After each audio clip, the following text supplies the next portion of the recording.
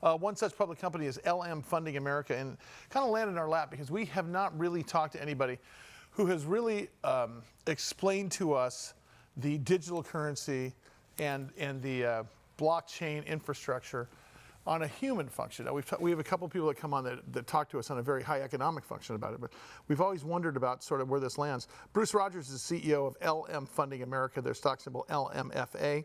And of course, you can go to lmfunding.com, but he's been kind enough to give us some of his time here via Zoom. And Bruce, thanks for coming on, pal. What's up? Hey, thanks for having me.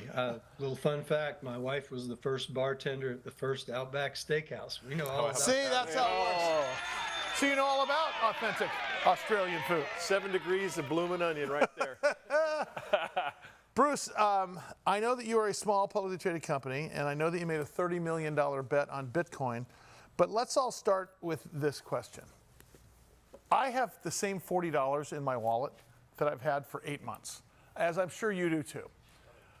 Our currency is a number on a page or on a screen. Aren't we already living in a digital currency world? And if that's the case, why are we having, so it seems, an adoption problem with most of the citizenry? I know we have guys like you, guys like me that are inherently interested in it, but there seems to be pushback, whether it be regulation, whether it be just not understanding. Start off with that one. Well, the why Bitcoin question, I guess, is what you're really saying, and it's been sold to be a bunch of different things. Bitcoin does something for the first time in mankind that could never be done before, and that's I can transfer value to you without an intermediary. I can give you a key number, and you can go on the Bitcoin network, and you can now own that Bitcoin. All of the other things that we think of as transferring money between each other, we really got a series of intermediaries.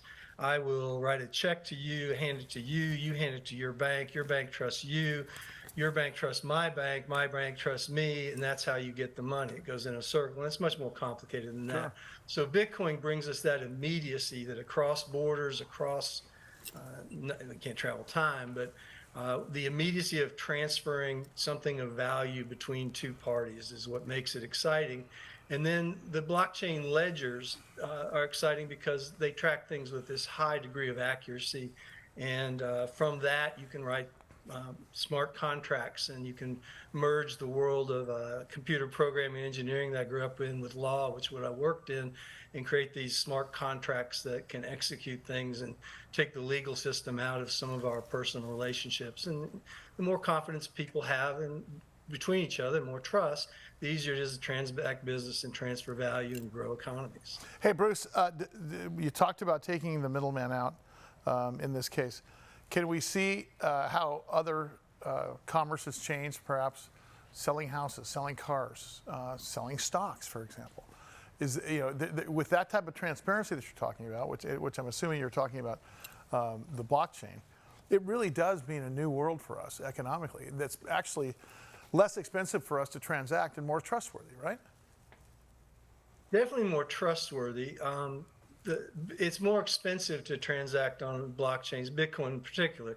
The idea of transacting for coffee when transaction costs are what they are, because it takes so much computing power to verify. But there'll be different levels of blockchains for different transactional values, and that should solve the scalability of that. Well, but if you take the middleman out of some of these transactions, doesn't that save money inherently?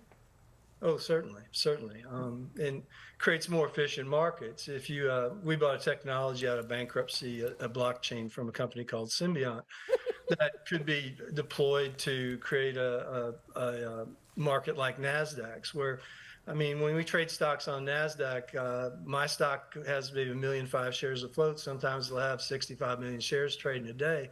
There aren't that many shares. It's because people can borrow shares and create artificial trading. Well, yeah, there's counterfeit shares called algorithmic trading and the naked short, which is inherently not efficient. We can get rid of that entire derivative market. Hey, Bruce. Love to talk about that. But yes, you could. If you transacted on a blockchain, you could only trade shares that actually existed, a novel concept, right? Yeah, exactly. But that would create a more fair market and a more rationalized price.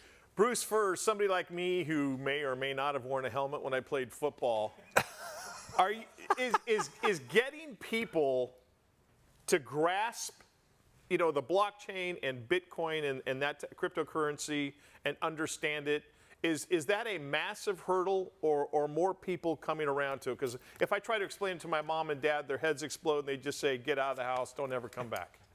And grab that 8-track tape on the way out. Yes. I agree. Do not try to explain this to your mom and dad. I eat at a nursing home every day. It's not good. But I got into it because my kids did explain it to their dad. We were at COVID and they started buying Bitcoin and buying crypto. And, I got rich kids, so it's real nice. I get to learn a lot of things from them. And they taught me this. But for me, it's not about getting the citizens will transact in crypto when it's most efficient and the easiest and best way to do things. And it's not there yet. And it's a long way from being there.